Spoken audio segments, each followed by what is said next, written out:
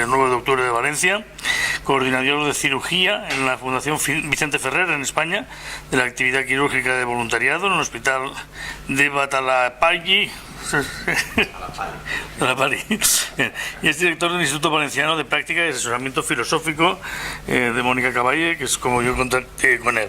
Las líneas de investigación en filosofía son filosofía del conocimiento, filosofía de la ciencia, filosofía de la medicina y bioética, práctica y asesoramiento filosófico y formación con el Grupo Español de Práctica de Asesoramiento Filosófico en la Escuela Sapiencial, práctica y asesoramiento filosófico.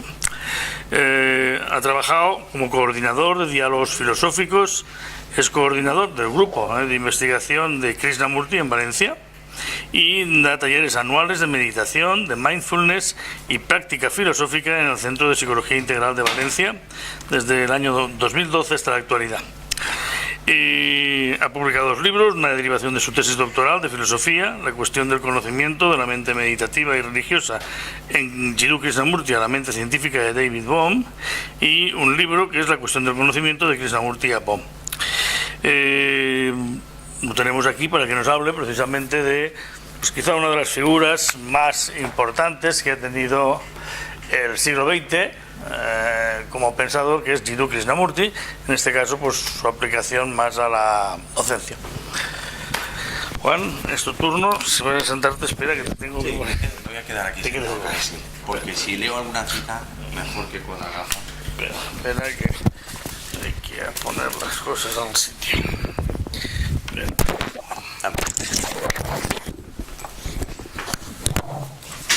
Bueno, buenos días a todos.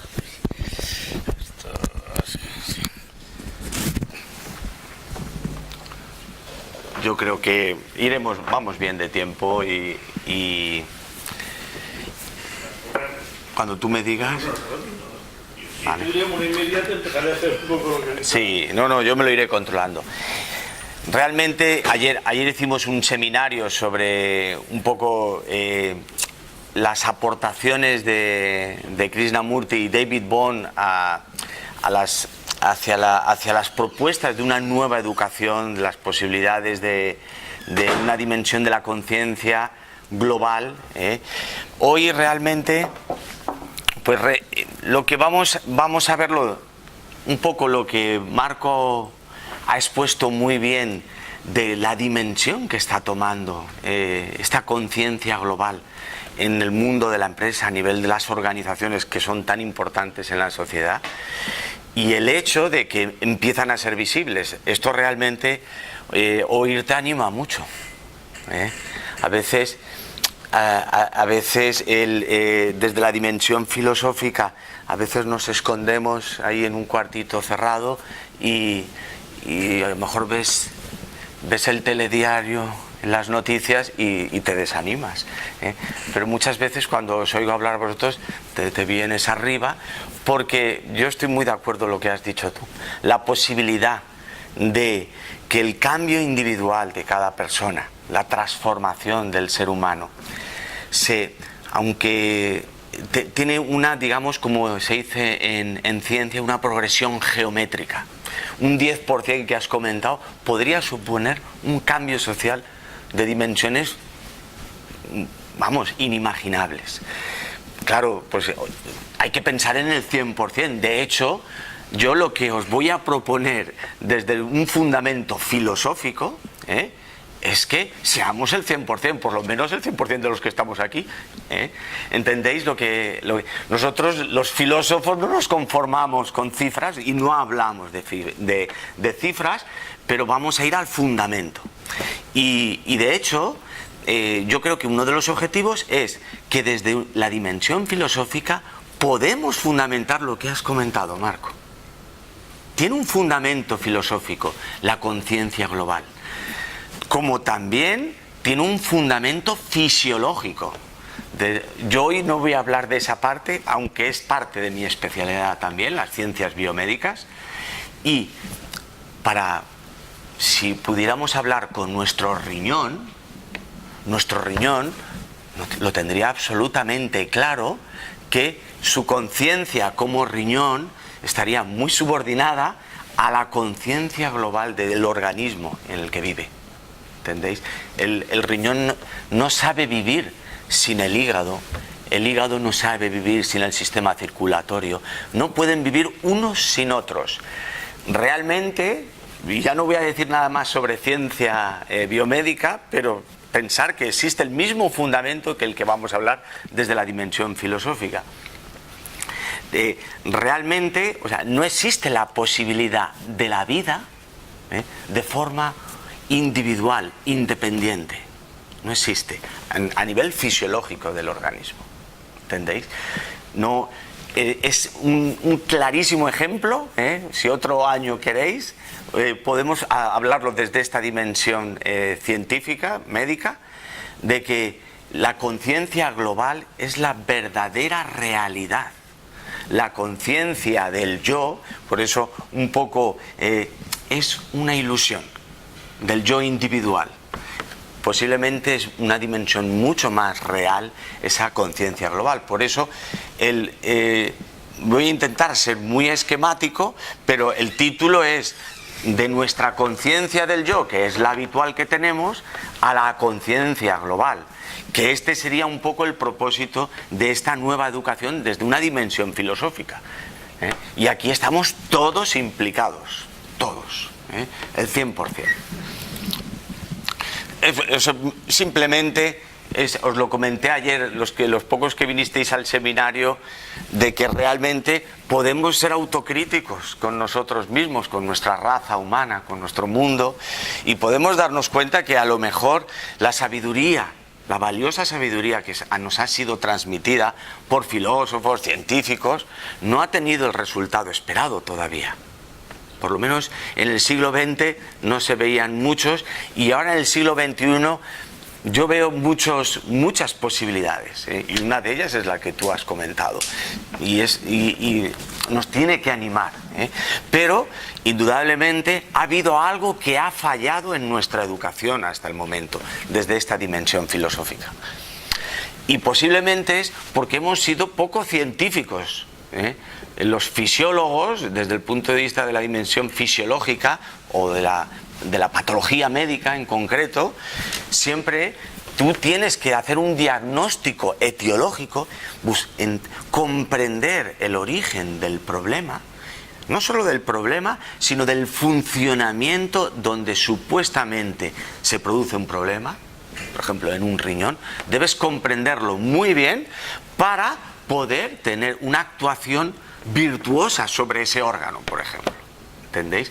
Posiblemente en nuestra vida individual, en nuestro yo, en nuestra manifestación en este mundo, no hemos dado con el origen del problema, como el problema es el conflicto, el sufrimiento que aún vivimos en este mundo, y que no solo nos podemos destruir entre nosotros, nos podemos llegar a autodestruir por la destrucción de todo nuestro ecosistema. El riñón nunca haría eso. Una célula renal sana nunca lo haría. Fijaros, en cambio, que una célula renal neoplásica, un cáncer, ha perdido el rumbo. Se considera su yo, su individualidad es predominante, y lo que pasa es que desgraciadamente no sabe lo que hace. Es un ignorante ese cáncer, porque no sabe que porque él tenga ese sentimiento de individualidad, fuera de un orden total, no sabe que su fin es la autodestrucción. Por eso el cáncer no solo mata al organismo globalmente, sino que primariamente se autodestruye a sí mismo, porque destruye un cáncer, el final de cualquier tumor es su necrosis, porque destruyen sus propias fuentes de alimentación, su nutrición vascular, nerviosa. Entonces su fin está condenado. Él ha perdido su conciencia, pasó de ser global a ser individual.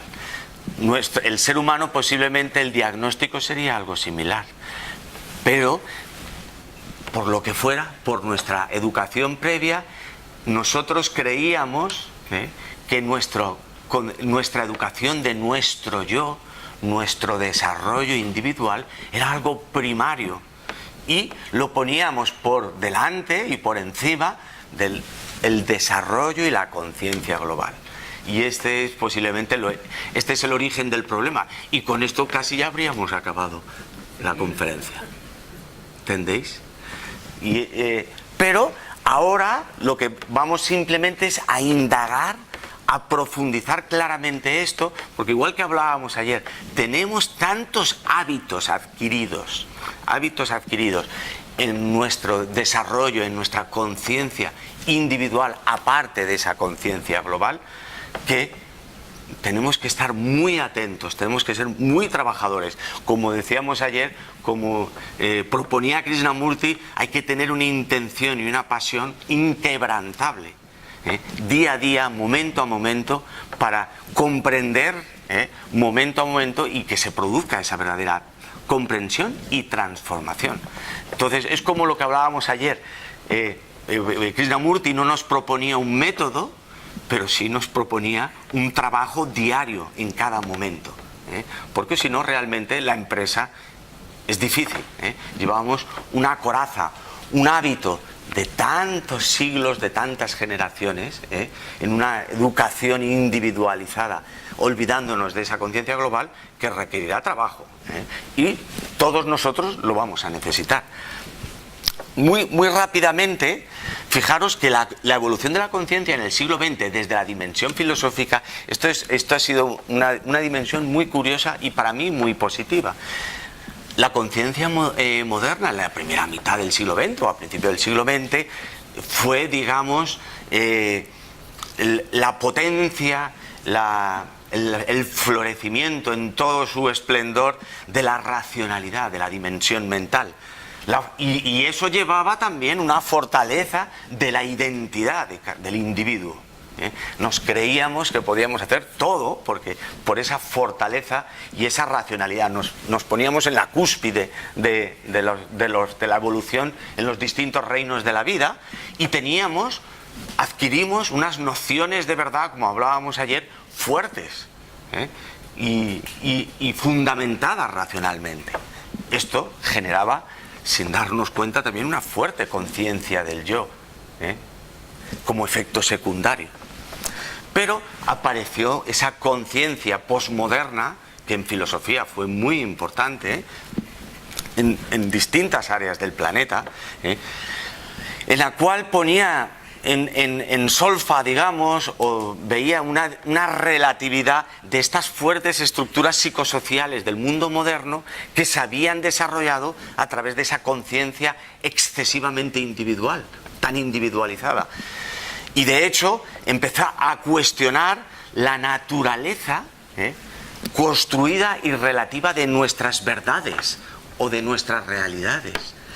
Y en definitiva, uno de ellos fue Krishnamurti, también, aunque no fue un filósofo académico, podría seguir esa conciencia posmoderna al cuestionar la realidad de la conciencia del yo individual. De hecho, un autor que aún vive y para mí es un filósofo magnífico italiano, que es Gianni Vattimo, digamos, su tesis o uno de sus libros más importantes se llama El pensamiento débil.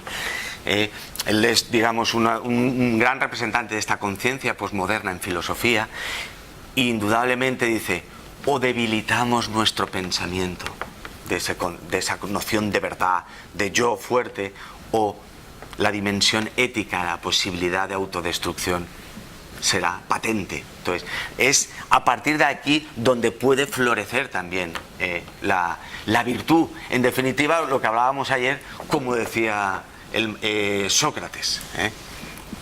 La conciencia actual, en cambio, ha vivido, gracias a Internet, gracias a los avances tecnológicos, la globalización. Es algo clarísimo, no voy a insistir.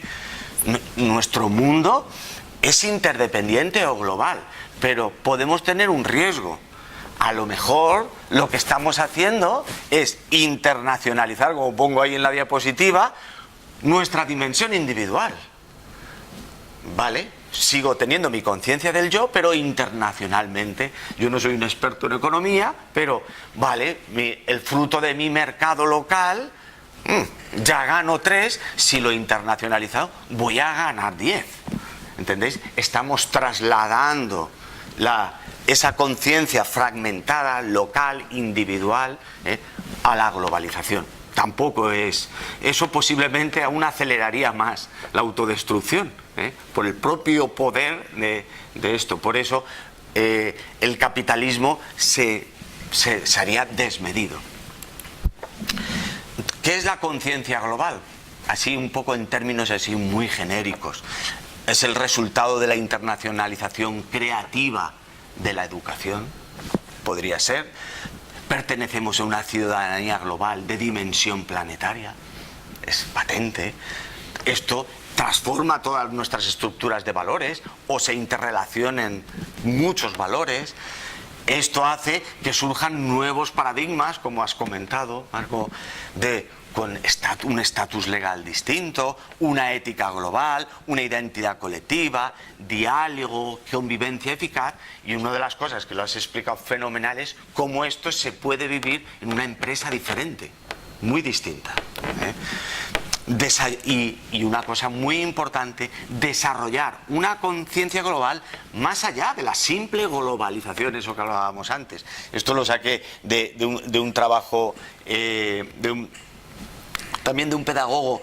Frente a la globalización del individualismo y la indiferencia, la globalización de la solidaridad.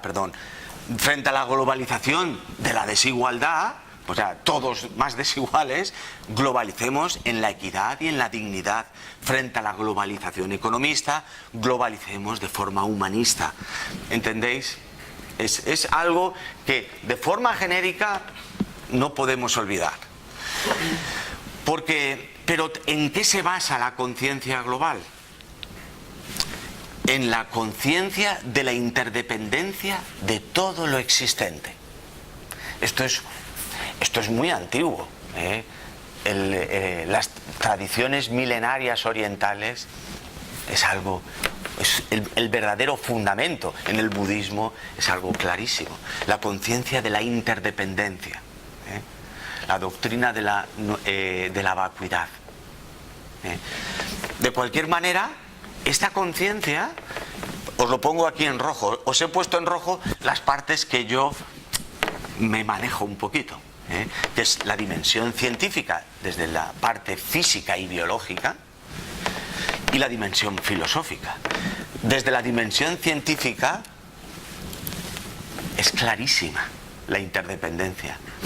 No tiene ni motivo de discusión. Entre médicos lo tendríamos claro.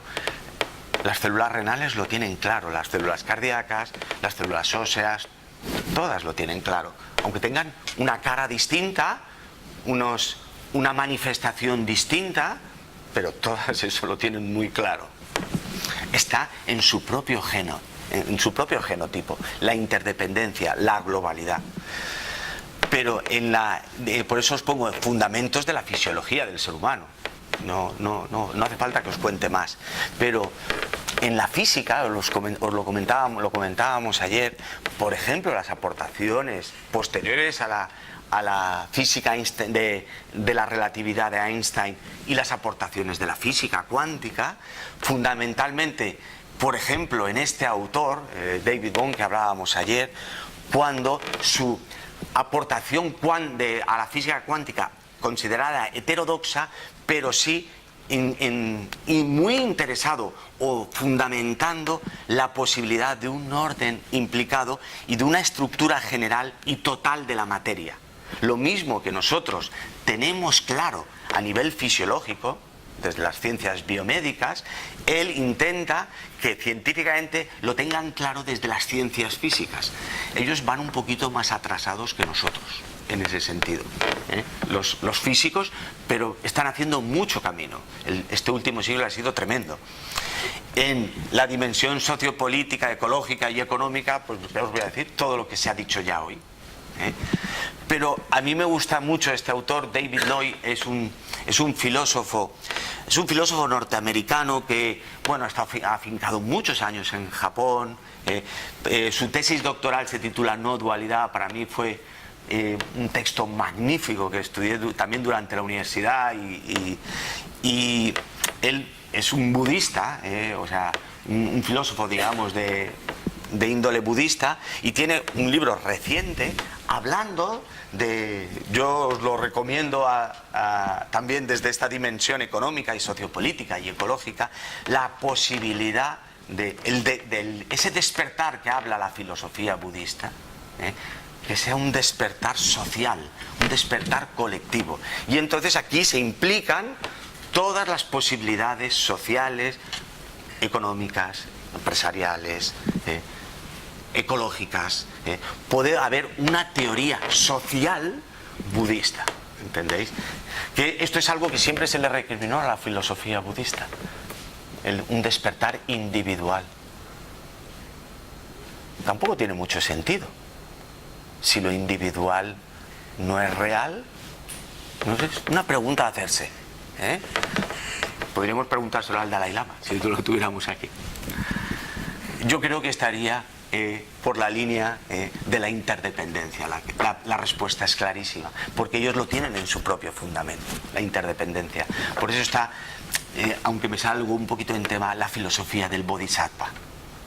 O sea, el despertar del Bodhisattva no tiene ningún sentido sin el despertar del prójimo, del otro, de lo fuera de él. La conciencia de la interdependencia de todo lo existente, a nivel filosófico, han habido muchos filósofos que han insistido sobre ello. Uno de ellos, y voy a hablar un poquito más, porque así Antonio me lo encargó, pero podríamos poner muchos de ellos, desde esa dimensión filosófica, es Jiddu Krishnamurti. No voy a hablar hoy de la biografía porque si no nos extenderíamos. Ahí hicimos un seminario de casi 4 horas, entre Krishnamurti y Bohm y varias cosas. Pero fijaros, para Krishnamurti, usted es el mundo. Que cierto es. Es como si el riñón se lo dijera al hígado. ¿Entendéis? La transformación de cada ser humano es la transformación de la sociedad, lo que has comentado. Entonces, claro, nosotros no vamos a mirar de porcentajes, es lo que os decía. Nosotros es todos. Y ya, si es posible. Y es posible. Ahora eso es lo que vamos a intentar fundamentar filosóficamente. Bueno, esto muy rápido. La crisis, la hipótesis que, digamos, muchos filósofos dan es esta. La crisis y el sufrimiento del mundo es una crisis que se origina en la conciencia del ser humano. Pues muy lógico. Son personas muy racionales estos filósofos. Pues investiguemos la naturaleza de la conciencia, porque esto a lo mejor nos puede dar esa respuesta, vamos al origen del diagnóstico, y entonces nos puede abrir la posibilidad a una nueva forma de cognición, de aprendizaje, de educación, que realmente ya de verdad suponga una transformación radical. Esto nos lo dijo Sócrates.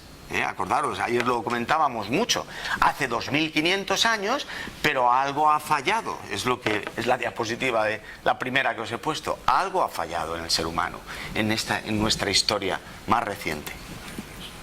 ¿Y qué es el yo? Diría Krishnamurti. ¿Qué es la conciencia del yo? Que todos la conocemos. Leerla, la idea, el recuerdo, la conclusión. Estos son palabras de él, textuales. La experiencia, nuestras intenciones, unas conocidas y otras no, el constante empeño por ser o por no ser, nuestra memoria acumulada, lo inconsciente, lo racial, ya se proyecten hacia afuera en acción o se proyecten espiritualmente como virtud. El esforzarse por todo ello, la voluntad, es el yo, pero el yo es causa inevitablemente de división. Nos encierra un poquito en nosotros mismos, si solo tenemos esa visión particular. Sus actividades, por nobles que sean, también nos separan y aíslan. Por eso el pensamiento, desde esa conciencia del yo, el conocimiento y la experiencia que acumulamos genera esa conciencia del yo. Y el pensamiento es la proyección de lo conocido y de la experiencia previa. Entonces, desde ese fundamento, está generando su propia limitación. Nos estamos basando en lo antiguo, en el viejo pensador. Digamos que el pensamiento, visto así de forma particular, es un pensamiento basado en la memoria, en la experiencia previa, y no ve nada nuevo, reacciona según tiene, digamos, programado en su memoria, con lo cual todo nuestro proceso del pensar y nuestro aprendizaje está limitado y, en definitiva, es fragmentario, divide. Estamos fundamentados inconscientemente muchas veces en esta comprensión y vivencia fragmentada, en el que construimos nuestro yo. Todos tenemos esa conciencia del yo, ya lo decíamos ayer, y es absolutamente natural e incluso necesaria. Si no, como decíamos ayer, no sabríamos volver a casa, no sabríamos emplear el lenguaje. O sea, la conciencia de esa identidad individual existe, pero no existe de forma aislada. Esa sería un poquito. El riñón diría: yo existo como célula renal, pero nunca aislado del mundo. Eso lo tendría claro. El problema nuestro es que, lógicamente, sentimos y creamos, construimos nuestra identidad, y la necesitamos para relacionarnos y en nuestra vida racional, mental. Construimos nuestro yo, pero creemos que es un yo independiente, ¿entendéis? No interdependiente, que era la otra conciencia. Por ello, desde esa construcción de ese yo aislado, es difícil comprender y vivir plenamente una percepción de esa interdependencia. En términos filosóficos, es muchas veces desde la dimensión oriental lo mencionamos como no duales, en la cual no hay separación, como decíamos ayer, entre el observador y lo observado. No hay división. La limitación se encuentra en nuestro yo, en esa conciencia que se cree independiente. Simplemente. Y nuestra educación trabaja para ella. Por eso queremos ganar dinero todos, con el ejemplo que antes comentabas, y nos da igual que aunque ganemos mucho y que destruyamos el planeta. Es muy ignorante esa persona, no sabe que bien, ganará mucho, se está comportando como una célula neoplásica maligna, pero es que al final, por mucho que gane, ¿de qué le va a servir si no lo va a poder disfrutar? ¿Entendéis? Se va a destruir. Nuestra educación devalúa inevitablemente la percepción vital de la interdependencia. No nos sentimos responsables ni unidos a lo otro, a los árboles, al reino animal, a lo observado. Nos sentimos separados porque estamos educados así. Cada vez menos. Por eso surgen estas conciencias que hemos oído antes. La visión socrática, que ayer adelantamos algo, el problema no estaría en la maldad. Todos queremos nuestro bien, diría Sócrates, todos queremos la felicidad. El problema es la ignorancia, es que realmente no sabemos lo que hacemos. Esa persona que quiere ganar tanto dinero, si supiera que si haciendo eso, independientemente de lo que haga, aunque se coma medio planeta, si él supiera que así se va a autodestruir, acto seguido diría: quieto, no, esto no lo hagamos así, esto no es sostenible, ¿para qué quiero ganar tanto dinero? ¿Entendéis? El problema es ignorancia, no sabemos lo que hacemos. La solución, por eso, ya no está en la voluntad de erradicar el mal que nos nacería. Esto hay que erradicarlo. No es la solución, posiblemente. La solución, tal y como nos la propone Sócrates o Krishnamurti, como insistimos ayer, es la comprensión realmente de todo este proceso, de cómo funcionamos, de cuál es nuestra conciencia. No tenemos por eso ahora que decapitar al yo, al pobrecito yo, que es un ignorante, que no sabe lo que hace cuando se cree independiente. tenemos que comprenderle. Por eso, el conocimiento de uno mismo, ese a que hablaba Sócrates, esa comprensión profunda de uno mismo, es el origen de la acción virtuosa. Es lo que hablábamos ayer, es la paradoja socrática de la virtud es conocimiento. Cuando comentábamos un poco el debate que tuvo, digamos, posteriormente con Aristóteles de la influencia del hábito, que también tenía razón, claro. Entonces, como decía Sócrates, no es posible conocer el bien y no hacerlo. Si tú sabes que si vas por aquí te vas a autodestruir, no vas a ir por ahí. Es clarísimo. La clave es, ¿cuál es el tipo de conocimiento que necesitamos? Esto es lo que le diría Sócrates a Aristóteles. Le diría, ¿es un código ético o moral? ¿Es una comprensión científica objetiva en ese momento? Acordaros de las verdades relativas, que es la ciencia. Posiblemente la solución o el conocimiento que necesitamos es una conciencia profunda, una comprensión profunda y global de la naturaleza, de la conciencia y de la vida y de la realidad, para darnos cuenta que realmente nuestro yo, su independencia es una independencia muy relativa, por supuesto nada absoluta, y siempre en interdependencia, en interrelación con todo su ecosistema. Entonces, ahí estaría la solución, no en erradicar al yo. De hecho, si erradico mi propio yo, ya no sé volver a Valencia luego. ¿Entendéis? Con comprenderlo profundamente tenemos más que de sobra. De hecho, voy a poner dos, porque hablando de Krishnamurti, para los que no estuvisteis ayer, un poco realmente, un poco su filosofía y su insistencia en la importancia de una forma diferente de aprender, como él llamaba la importancia de una observación pura, que permitiera un conocimiento profundo de uno mismo y a raíz de la misma surgir una inteligencia distinta, que él llamaba inteligencia creativa. Entonces, la comprensión o conocimiento de uno mismo que nos propone Krishnamurti implica primariamente toda la estructura y el movimiento del pensar cotidiano, en todos los momentos, nuestras emociones, nuestras acciones, nuestras reacciones. Comprender al pensador, al observador, al movimiento de esa conciencia del yo que se cree independiente. Cuando uno descubre la limitación de lo viejo es esa conciencia del yo, el mismo descubrimiento de esto ya es inteligencia, ya es creatividad. Y solamente cuando esta inteligencia funciona puede surgir una nueva dimensión. Esta es la nueva educación realmente, a la cual todos de forma natural deberíamos implicarnos. Esto hará que el 10% lo consigamos enseguida, Marco. Y entonces luego la progresión será geométrica, como pasa en ciencia.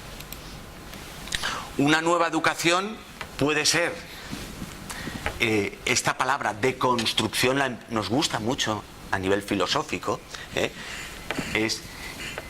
pero realmente a mí me gusta más seguir empleando la palabra socrática o desde la dimensión de Krishnamurti de comprensión.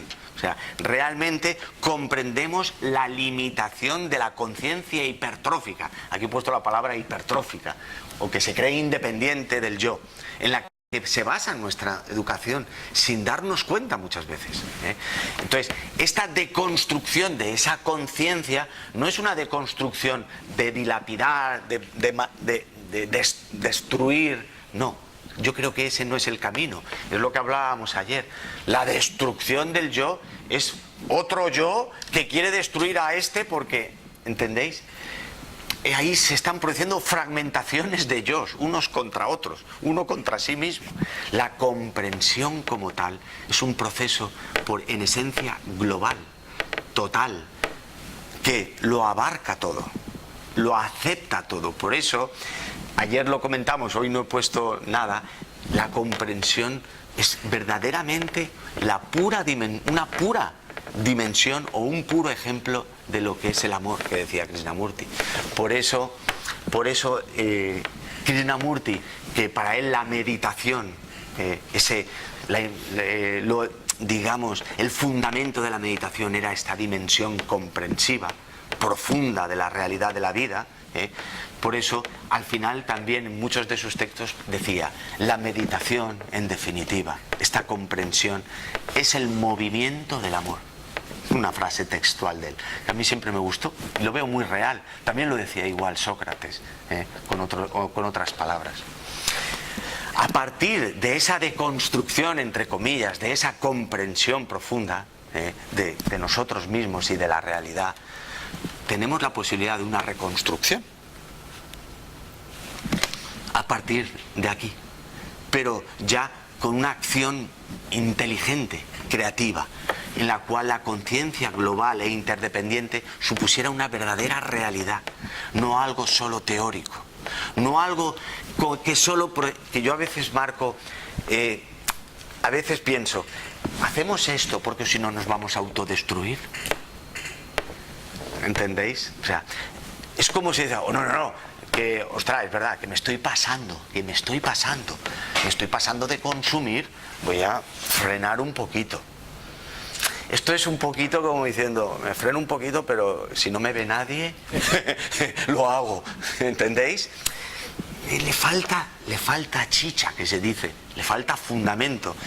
O sea, lo que nos pide Sócrates o nos pediría Krishnamurti es que fuera una cosa total, una comprensión realmente profunda que supusiera ya de forma espontánea ya una transformación. Lo que hablábamos ayer, esta diapositiva no me acordaba que la había puesto, esto que pongo, observación pura, comprensión, aprendizaje, nueva educación, transformación, realmente no está, así no me gusta, poniéndolo con flechas como si fueran cosas sucesivas. Realmente se da casi al unísono. Cuando tú comprendes profundamente algo de vuestra vida cotidiana, de vuestro trabajo, el que sea, lo comprendes profundamente, tu acción posterior estará acorde o será virtuosa a esa comprensión profunda, sin ningún tipo de esfuerzo. Habrá una transformación seguro. Experimentarlo. Si tú comprendes muy bien cómo hay que mezclar los alimentos para hacer una buena receta de cocina, te sale. Ya, te transformas de mal cocinero a buen cocinero de forma espontánea, natural, sin esfuerzo casi. El trabajo, la voluntad o la intención tiene que estar ahí, en esa comprensión. Por eso os puse ayer esta y la vuelvo a insistir. El trabajo debe estar aquí, en el descubrimiento, en la intención, en la investigación. Estas son palabras de Krishnamurti. Estoy totalmente de acuerdo.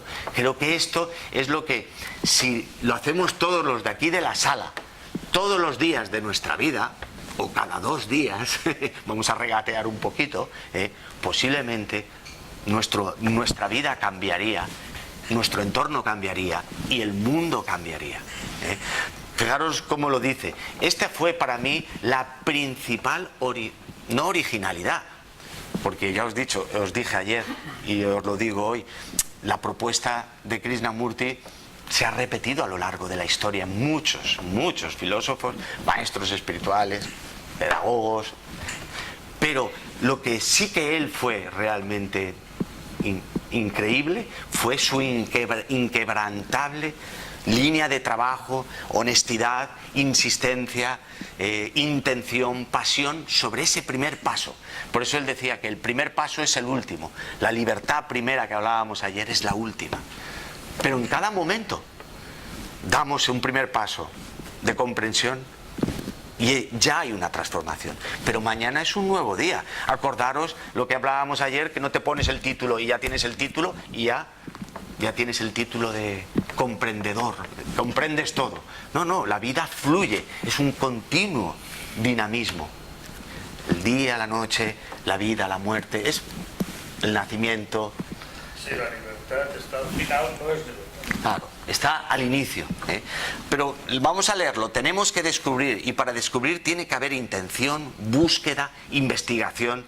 Mientras esa intención de descubrir, de inquirir lo más profundamente, sea débil o no exista, un deseo casual de investigar acerca de uno mismo tiene muy escasa importancia. Yo no es que quiera ser pesimista, me lo digo a mí mismo, pero todos los que estamos aquí en la sala, si no volvemos a pensar sobre ello hasta el año que viene, que Antonio organicéis otra, va a servir de poco, va a servir de poco. A lo mejor nos dejaremos llevar por esa conciencia global que estamos viendo en el mundo de la empresa, en muchas dimensiones, que es muy importante, pero a lo mejor no vamos todo lo rápido que a los filósofos nos gustaría, que es ya, y el 100%. Pero bueno, por eso no volvamos a leer esto al año que viene. No viene nada mal leerlo todos los días, o leértelo a ti mismo todos los días. Por eso, la educación, hablando ya un poquito de educación y ya he acabado, no es meramente asunto de adiestrar la mente, decía Krishnamurti. La instrucción contribuye a la eficiencia, pero no produce integración, lo que comentábamos antes. Una mente educada de esta manera es la continuación del pasado y no está en condiciones de descubrir lo nuevo. Es por eso que para averiguar en qué consiste la verdadera educación, tenemos que examinar totalmente el significado de la vida. Por eso, la función de la educación es crear seres humanos integrados y, por tanto, inteligentes. O sea, comprensión, globalidad, totalidad, inteligencia y creatividad van totalmente unidos. Y posiblemente eficiencia. Posiblemente. Podemos adquirir títulos y ser eficientes en el aspecto mecánico sin ser inteligentes. Uno que no haya estudiado puede ser más inteligente que un erudito. Medimos la inteligencia en términos de títulos y exámenes. Y hemos desarrollado mentes astutas que esquivan problemas humanos. La inteligencia es la capacidad. ¿Os acordáis lo que este párrafo no podía evitar no ponerlo hoy también? La inteligencia, es texto de Krishnamurti, es la capacidad para percibir lo esencial, lo que es globalmente la totalidad de la realidad. Y la educación es el proceso de despertar esta capacidad en nosotros mismos y en los demás. Son tres líneas que resumen perfectamente un poquito por lo menos la conclusión desde esta dimensión filosófica. Y bueno, esto os lo puse ya ayer, es un párrafo también magnífico, también de Krishnamurti, ya que ha sido nuestro invitado, y os lo voy a leer y con esto hemos acabado. Una nueva conciencia y una moralidad totalmente nueva son indispensables para producir un cambio radical en la cultura y la estructura social actuales. Esto es obvio. Todo dogma, fórmula, ideología pueden formar parte de la vieja conciencia, acordémonos de eso. Son invenciones del pensamiento, pero si es un pensamiento fragmentario tendrá esas limitaciones, cuya actividad es fragmentación. Unos son de izquierda, otros son de derecha, otros son de centro. Esto es lo que está sucediendo a nuestro alrededor, dice Krishnamurti. Uno ve la necesidad de un cambio social, económico y moral, pero esto es la clave, esta es la importancia de la dimensión filosófica. Por eso a lo mejor los economistas tenemos que hablar con los filósofos con los científicos, tiene que haber integración también en ello. Uno ve la necesidad del cambio, pero la respuesta a veces, sin darnos cuenta, puede proceder de esa vieja conciencia. Y el pensamiento, a veces incluso camuflado de ese yo independiente, sigue siendo el actor principal. ¿Entendéis? Es lo que hablábamos antes de, bueno, voy a seguir eso, pero a medias, un poco, ¿entendéis? El desorden, la confusión y la aflicción en que los seres humanos se han sumido están dentro del área de la vieja conciencia. Y si eso no cambia profundamente, cualquier actividad humana, política, económica o religiosa, nos conducirá a la destrucción mutua y de la tierra. Con esto, Krishnamurti indudablemente ponía un nivel de exigencia realmente alto, pero venía a contestar la diapositiva del inicio. Estas frases, este mensaje, lo hemos recibido desde hace miles de años. Os he puesto el ejemplo de Sócrates, porque ya es bastante antiguo, 2500 años. Los hay más antiguos en la filosofía oriental, en la misma medida, Y todas estas valiosas aportaciones, parece que aún no llegamos al 10%, Marco. No llegamos. Con lo cual, Krishnamurti pues pone un poquito el dedo, hace autocrítica y dice, a ver si es que esta valiosa sabiduría es un poco de pega, es un poco de voy pero no voy, no es total, no ponemos todo, en todo nuestro ser, como decía, como leímos el texto ayer. ¿Entendéis? Podemos correr el riesgo de que alcanzar ese 10% nos cueste 100 años.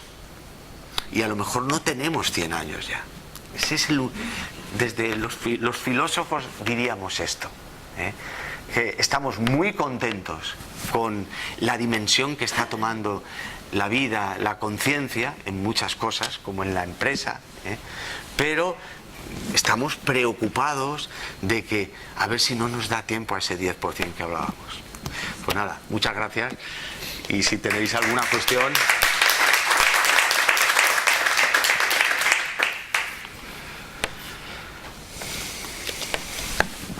Sí, Antonio, no, libremente. Un filósofo, compañero de Facebook, que me decía, en un congreso de filosofía acabamos la bofetada todo. Poca filosofía habría ahí, Según ellos, estos habían escrito libros, todos y tal. No, yo la pregunta sería, ¿qué tiene de distinta la atención, tal como la plantea Krishnamurti, con respecto a lo mejor a lo que suelen decir los psicólogos normales? Pues fundamentalmente, pues de hecho, puede que ninguna diferencia. Muchos psicólogos, bueno, además de que se conoce el trabajo y la propuesta de Krishnamurti, o la propuesta del budismo, o la que está en el mismo sentido, es una atención, una conciencia sin juicio, sin elección, sin conclusiones previas. Podemos estar muy atentos y totalmente condicionados. Podemos dirigir nuestra atención, focalizarla si queréis, pero totalmente condicionada. Por eso podemos observar la realidad de la vida a nosotros mismos, al otro, pero no de forma pura, sino totalmente condicionada, con juicios, conclusiones, que es lo que habitualmente hacemos. Lo que insiste en este caso Krishnamurti, pero no solo él, es que es totalmente necesario que nuestra observación, nuestra atención sea pura, no esté condicionada, no esté dirigida por esa conciencia antigua, por ese el pensador, el observador. Ahí siempre estamos dividiendo, estamos fragmentando, estamos limitando el proceso. Esa es posiblemente puede ser esa una diferencia, pero muchos psicólogos y filósofos hoy en día lo tienen esto bastante claro. Los científicos, por ejemplo, la ciencia biomédica lo tiene clarísimo esto. O sea, yo he trabajado en líneas de investigación biomédica y he dirigido varias tesis doctorales sobre problemas biomédicos, y a mis residentes, pues si les digo, si tú a la hora de observar y recoger los datos estás pensando en lo que quieres llegar a tener, estás sesgando, ese es un término científico, lo utilizamos mucho, esta es una investigación sesgada de inicio. Esa investigación va a abortar, digamos, no va a ir a buen término.